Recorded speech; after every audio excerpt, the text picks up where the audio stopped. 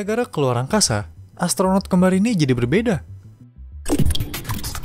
Well, hello guys, kembali lagi dengan channel favorit kalian.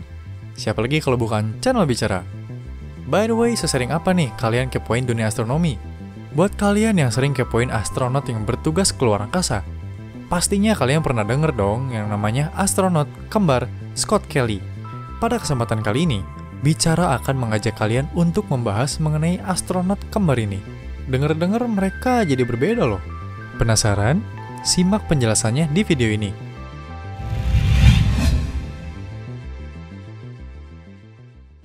Astronot kembar. Well guys, selama ini banyak yang bertanya-tanya jika astronot pergi keluar angkasa, apakah mereka akan menjadi lebih tua atau malahan bisa lebih muda? Sebenarnya belum bisa dipastikan. Tapi pembahasan kita mengenai astronot kembar ini akan menjawab rasa penasaran kalian mengenai apa yang terjadi pada astronot ketika berada di luar angkasa. Astronot yang bakal kita bahas yaitu bernama astronot Scott Kelly dengan kembarannya yang bernama Mark Kelly.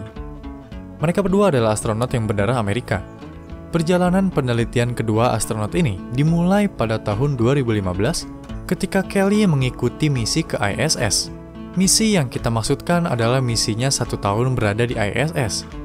Tapi sebenarnya pada tanggal 9 Oktober tahun 2010, ia sudah menjalankan sebuah misi di ISS sebagai seorang mekanik. Roket yang membawanya ke ISS adalah roket Soyuz TMA-01M. Dalam misi pertamanya ini, Scott hanya bertugas selama 5 bulan. Tapi tidak sampai di situ saja.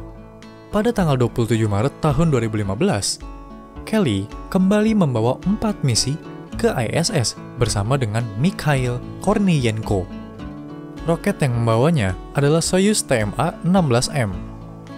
Nah, setelah berhasil menjalankan misi selama 1 tahun, pada 1 Maret 2016 lalu, ia kembali lagi ke bumi menggunakan roket Soyuz TMA-18M. Scott Kelly memang menjalankan misi ke ISS. Tapi, tahukah kalian kalau kembarannya yang bernama Mark Kelly tidak ikut bertugas ke ISS? Mark lebih banyak menghabiskan waktu misinya di bumi daripada di ISS. Tapi sebelumnya, tidak ada yang mengira bahwa perbedaan lokasi bertugas kedua astronot ini menjadi penyebab mereka berdua tidak kembar lagi. Ilmuwan menemukan bahwa ternyata Scott Kelly menjadi lebih tinggi dibandingkan ketika ia belum melakukan perjalanan ke ISS. Selain tinggi, Kelly juga mengalami perubahan DNA loh. Tapi perubahan DNA yang terjadi pada Kelly tidak berlangsung lama. Setelah 6 bulan kembalinya Kelly ke bumi, DNA-nya berubah kembali. Ia kembali menjadi normal. Tapi, tidak semuanya. 7% gen Scott Kelly tidak kembali berubah menjadi normal. Perubahan genetika yang terjadi pada Kelly meliputi kerusakan DNA, perubahan ekspresi gen, penurunan berat badan, penebalan arteri karotis, dan juga retina, serta pemanjangan ujung kromosom yang dikenal dengan sebutan telomer. Ketika sudah sampai di bumi, semua perubahan itu kembali normal lagi. Tapi, ia mengalami kegagalan sistem imun. Kegagalan ini adalah efek yang ditimbulkan akibat lamanya ia bertugas di luar angkasa. Hal ini menyebabkan Kelly menjadi mudah sekali lelah. Menurut para ilmuwan, perubahan yang terjadi pada Kelly adalah akibat dari paparan radiasi luar angkasa dan lingkungan tanpa gravitasi. Ia berada di stasiun luar angkasa yang berada di bawah sabuk radiasi Van Allen. Nah, Van Allen ini adalah sebuah pelindung bermuatan partikel energik yang ada di sekitar medan magnet bumi. Efek radiasi ini tidak sepenuhnya mempengaruhi Kelly.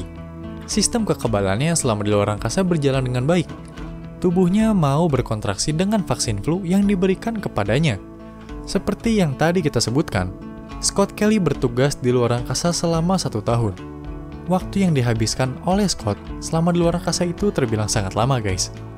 Karena pada umumnya astronot bertugas ke ISS hanya dalam kurun waktu 5-6 bulan. Dan waktu yang dihabiskan Scott adalah 2 kalinya periode misi astronot. Sebenarnya NASA memang sudah mengetahui adanya perubahan genetik pada setiap astronot yang bertugas keluar angkasa. Tapi, NASA masih membutuhkan bukti dan penelitian lain untuk membuktikan perubahan genetik pada astronot. Peluncuran Scott Kelly ke ISS selama 1 tahun juga menjadi sebuah studi NASA dalam memahami perkembangan tubuh manusia ketika berada sangat lama di luar angkasa.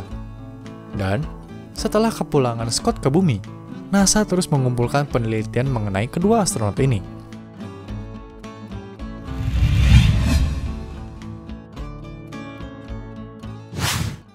Well, dari peluncuran astronot Scott Kelly ke luar angkasa, kita bisa melihat bahwa luar angkasa mempengaruhi tubuh astronot yang bertugas di ISS. Dengan tinggalnya astronot Kelly di ISS selama setahun saja, sudah terjadi perubahan pada gennya dan menyebabkan kerusakan gen jangka panjang. Oh ya, by the way, sekian dulu video kita pada kali ini, dan seperti biasa jangan lupa like dan share video ini jika dirasa bermanfaat. Kasih tahu kita juga topik apa yang kalian mau bahas di video selanjutnya, oke? Terima kasih sudah nonton videonya sampai habis. See you on the next video.